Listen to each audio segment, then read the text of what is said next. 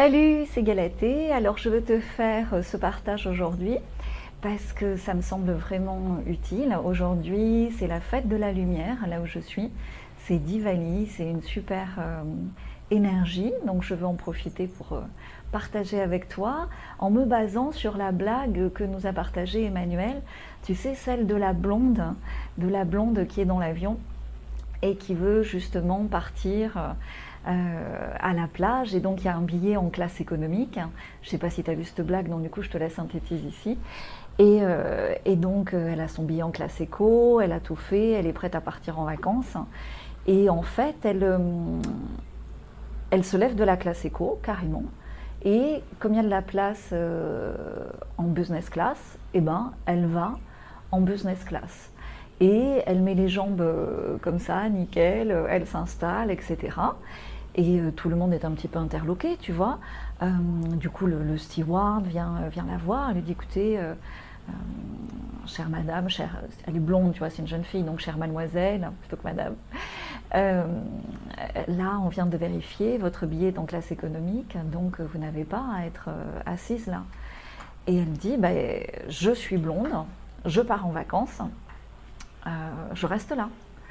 Et alors le steward est un petit peu gêné, il ne veut pas faire d'esclandre, etc. Donc il va chercher la chef de cabine. La chef de cabine vient la voir, il lui dit, écoutez, mademoiselle, vous avez payé un billet en classe économique, vous n'avez pas le droit d'être là en business class. C'est des billets qui sont plus chers et donc on ne peut pas vous laisser là, c'est ceci.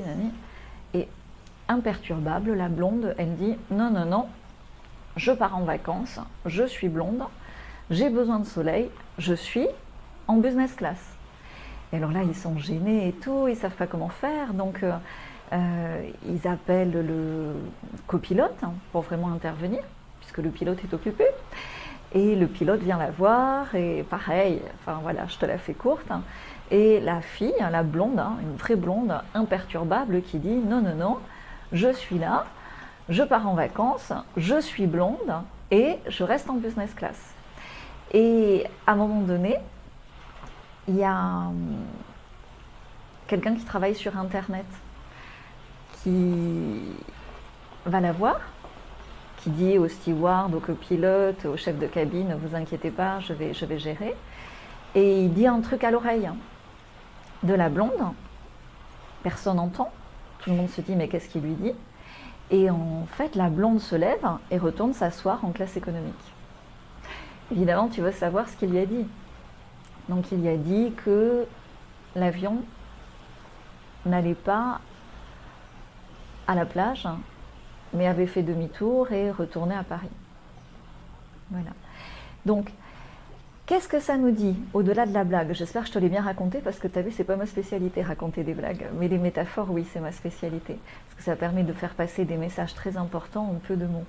Ben, tu prends cette blague par rapport à un vigneron et tu l'inverses. Le vigneron ou le professionnel du vin qui produit des vins, donc le vigneron, négociant à taille humaine, qu'est-ce qui se passe? Ben, lui, c'est l'inverse.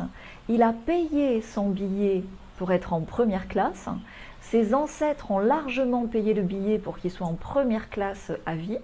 Et lui, de façon entêtée, parce qu'il est vigneron, parce qu'il a eu cet encodage comme ça de croyances limitantes, il s'assoit en classe économique alors qu'il a le billet en première classe. Et j'ai une vidéo qui vient le voir qui lui dit, bah, attends, t'as le billet en première classe, qu'est-ce que tu fous assis en classe éco? Et il dit, non, non, non, je suis vigneron, je ne peux pas vendre plus cher que mon appellation. Après, je lui ai envoyé une autre vidéo, tu vois, qui lui dit, mais tu sais, on peut faire 10 000 euros en 48 heures avec les marges que tu veux et en ayant des clients qui sont ravis que tu puisses les livrer rapidement avec un service en plus, que ce soit à Paris ou à Londres. Et lui, il dit, non, non, non, c'est comme la blonde, je suis vigneron, je n'entends pas que j'ai payé le billet en première classe, c'est n'importe quoi ce que tu dis, Galatée. Moi, je suis vigneron, je reste assis en classe économique et je vais aller faire mon salon. Pourquoi est-ce que je ferai 10 000 euros en 48 heures en restant tranquillement dans mon salon en automatique avec justement de l'automatisation sur Internet si je peux aller me fatiguer dans les foules sur un salon et faire 400 km et m'épuiser? Pourquoi je suis vigneron, je reste en classe économique? Voilà. Donc la seule option que j'ai, c'est de te dire que tu vois finalement, ben, l'avion en classe économique dans lequel tu es, pour te pousser à aller en première classe, hein, qui est ce que tu mérites, ta place est en première classe, et bien l'avion, il n'y va plus à ta destination de vacances. L'avion, je sais pas comment je peux faire ça, te montrer en face comment c'est. Attends, comment je peux faire ça? Sinon, je le fais juste après, dans une autre vidéo. Je ne peux pas le faire une fois que la vidéo est lancée, mais je vais te montrer. Donc voilà, la seule façon que j'ai de te réveiller aujourd'hui, parce que Diwali, c'est vraiment la fête de la lumière, c'est-à-dire d'un coup, tu mets énormément de lumière sur une situation, et ben, mon gars, tu es en classe économique alors que tu as ton billet pour la première classe, et l'avion finalement dans lequel tu es ne t'amènera jamais en vacances. Voilà. Et je te finis en retournant. À très vite, hein. J'espère que la lumière, comme dirait Maître Yoda, éclaire ta situation. Ciao. Voilà, tu vois, c'est ça que je voulais te montrer. C'est la vue que j'ai. Quand tu prends le train de la nouvelle économie, l'avion de la nouvelle économie, quand tu as déjà payé, tes ancêtres ont payé pour être en première classe, et ben ça change tout. C'est ce que je te souhaite.